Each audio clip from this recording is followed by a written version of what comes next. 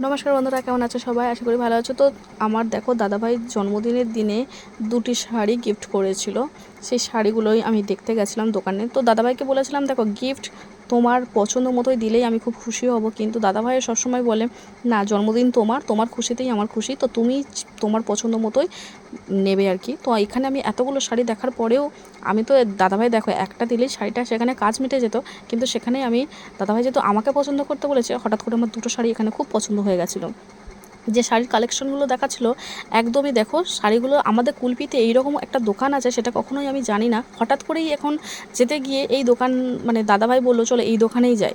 তো দেখো এগুলো পুরো একদম যেগুলো আমরা অনলাইনে দেখি সেই শাড়িগুলোর কালেকশন এখানে পেয়ে গেছি। আমি কিন্তু সত্যি বলতে কুলপি মার্কেটে এরকম শাড়ি খুবই কম দেখেছি।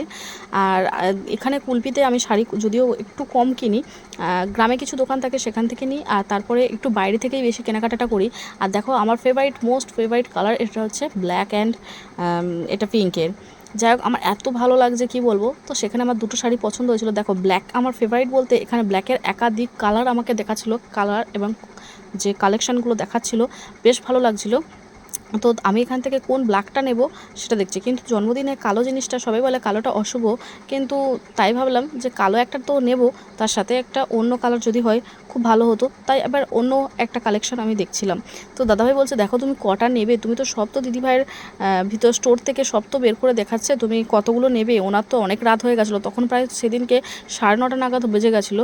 তো যাই হোক তুমি কত আর নেবে কালেকশন। তো তারপর দেখো এই শাড়িটা আমার খুব পছন্দ হয়েছিল, যেটা অনলাইন থেকেই আমি দেখছিলাম।